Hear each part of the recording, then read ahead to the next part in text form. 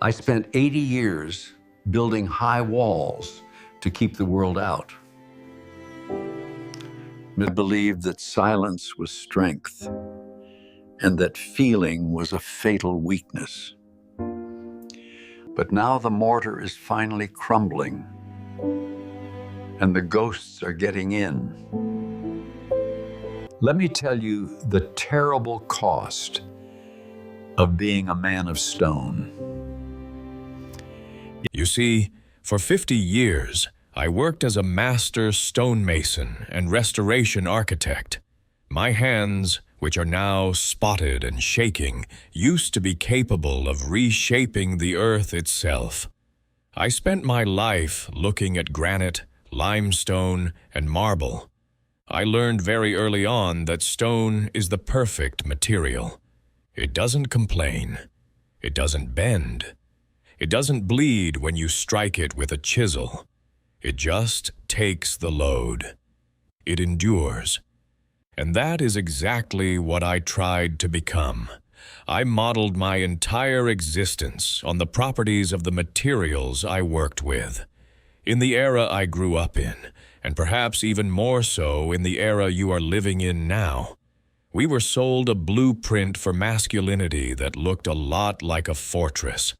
The instructions were simple. Lay the foundation of financial provision, build the walls of stoicism, and roof it over with absolute silence. If you did that, you were a good man. You were a provider. You were the rock. I took that role seriously. I remember coming home covered in the white dust of limestone, my muscles aching from lifting headers that weighed 300 pounds.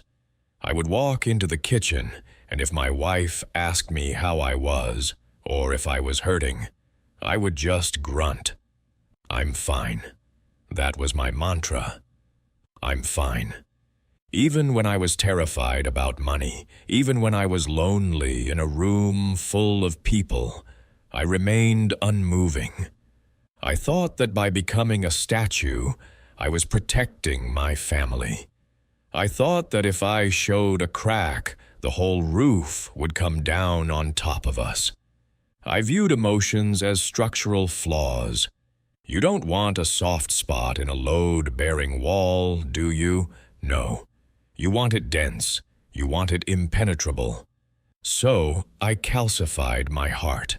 I treated my sadness, my anxiety, and my tenderness as if they were wrought in the timber, something to be cut out and replaced with something harder. I looked at other men who expressed themselves, who laughed loudly or wept openly, and I judged them. I thought they were poorly built. I thought they were weak. I didn't realize then that a fortress is designed for war, not for living. And if you build a fortress well enough, eventually, you realize you have walled yourself in, and there is no door to get out. It's funny what happens when you turn 80. You stop looking forward because there isn't much road left, so you start looking back. And the further back I look, the clearer I see the architect of my isolation. It wasn't me. It was a scared little boy trying to survive a house ruled by a giant. My father was a man of the old world. He wasn't a mason. He was a foreman in a steel mill, but he was harder than any rock I ever cut. He believed that a boy's tears were an insult to his name. I remember vividly, with a clarity that hurts, being 7 years old. I had dropped a jar of nails in the garage, thousands of them, scattered across the oil-stained concrete. I started to cry, not because of the mess, but because I knew what was coming. He didn't hit me that day. Instead, he stood over me, blocking out the sun, and said, "Stop that noise. Men fix things, babies cry. Choose what you are." In that moment, standing in the smell of gasoline and rust, I made a choice. I chose to be a man, or at least his definition of one. I learned to swallow the lump in my throat until it felt like I was digesting gravel. I learned to disconnect the wire between my heart and my face. If I was sad, I worked harder. If I was scared, I got angry. Anger was the only emotion allowed on the construction site of masculinity. It was a valid tool, like a hammer. But sadness was rust. For decades, I thought I had simply grown up. I thought I had matured, but I see now that I didn't grow up. I just hid the child. I took that 7-year-old boy, terrified of his father's shadow, and I locked him in the basement of my subconscious. I threw away the key and piled 50 years of career achievements, mortgages, and manly duties on top of the trap door. I thought he was gone. I thought I had killed him. But you cannot kill the past. You can only bury it alive. And things buried alive have a nasty habit of scratching at the floorboards when the house gets quiet.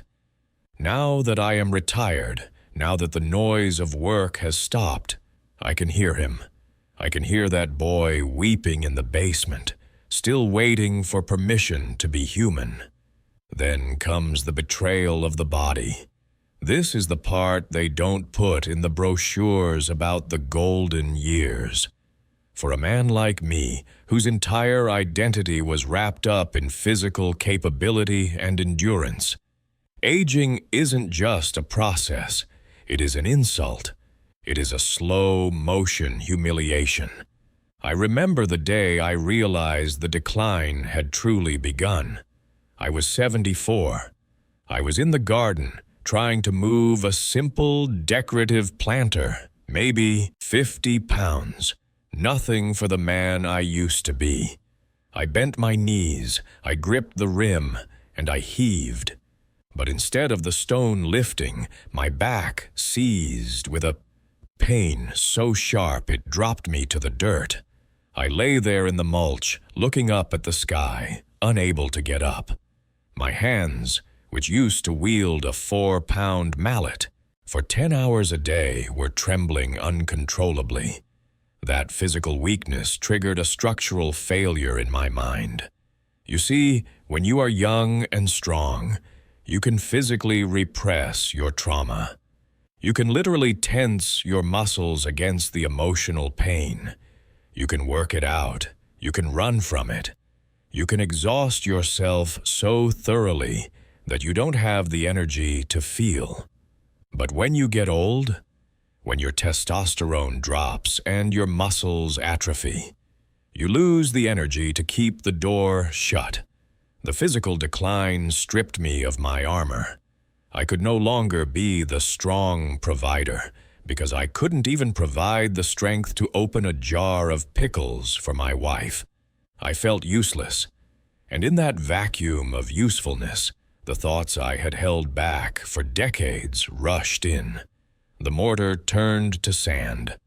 I found myself waking up at 3:00 a.m., my heart racing, thinking about conversations I didn't have in 1985, thinking about the time I didn't hug my son when he graduated because I felt awkward. The stoicism requires energy, an immense amount of energy, and I am running on empty. The stone is cracking, not from an external blow, but from the pressure inside that has nowhere else to go. I am becoming transparent, and it terrifies me. And this brings me to the house I live in now. Not the physical structure, though I built that too, brick by brick, but the relational space I occupy. You see, the tragic irony of the strong, silent type is that you eventually get exactly what you asked for: silence. I spent 40 years ensuring my family was safe. I paid every bill on time. I fixed the roof before it leaked. I invested in bonds. I built a perimeter of security so high that nothing dangerous could get in.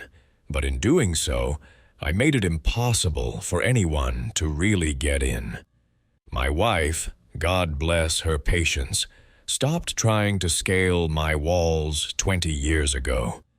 We live together now like two friendly roommates in a very quiet museum. We share space, but we do not share souls. She learned that I was reliable, but not accessible. She learned that if she wanted deep conversation, she had to call her sister. If she wanted comfort, she had to find it in her books. I made myself a utility to her, not a partner. And my children. That is the ache that wakes me up at night. I have a son, Michael. He's 50 now. He is a good man, a soft man. Thank God he didn't take after me. But when he visits, which is rare, he sits on the edge of the sofa. He calls me sir or dad with a stiff formality that breaks my heart. We talk about the weather. We talk about the transmission in his truck. We talk about the rising cost of lumber. But we never talk about us. I look at him and I want to say, I am scared of dying. I want to say, I'm sorry I was so hard on you. But the words get stuck in the concrete of my throat. I built a house without doors, you see? I walled myself into effectively that now, even if I want to let them in, I don't know where the handle is. I sit in this beautiful, tidy study, surrounded by the trophies of my hard work, and I am starving for human touch. I realized too late that being the rock of the family means you are also the only thing that cannot feel the warmth of the sun. You are just an anchor, dragging along the bottom while the ship sails on above you. So, what is an old mason to do when he realizes his masterpiece is a prison? I have spent the last few years sitting here, watching the rain hit the window pane, and I have finally learned the lesson that the stone was trying to teach me all along. It's a lesson about geology, really. For decades, I worshipped the rock. I worshipped its hardness, its resistance. But I forgot what conquers the rock. It isn't the hammer, it isn't the steel, it is the water. The river, soft and yielding, flows around the obstacle. It doesn't fight, it adapts. And over time, the soft water cuts the hard canyon. The Grand Canyon wasn't carved by force. It was carved by persistence and fluidity. I have been wrong about masculinity my entire life. True strength is not about how much weight you can hold without cracking. That is just tension. That is just stress waiting for a fracture. True strength is the ability to flow.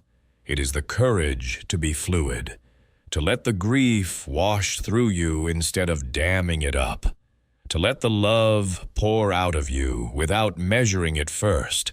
I am trying in these final years to become water. It is terrifying. It feels like dying. When I feel a tear coming now, I don't wipe it away. I let it sit on my cheek. I feel the temperature of it. I acknowledge it. When my hands shake, I don't hide them in my pockets anymore. I put them on the table. I let the world see that I am vibrating, that I am fragile. And do you know what? The roof hasn't caved in. The world hasn't ended. In fact, for the first time in 80 years, I feel like I am actually part of the world, rather than just a monument standing next to it. I am learning that the cracks are not structural failures. The cracks are how the light gets in.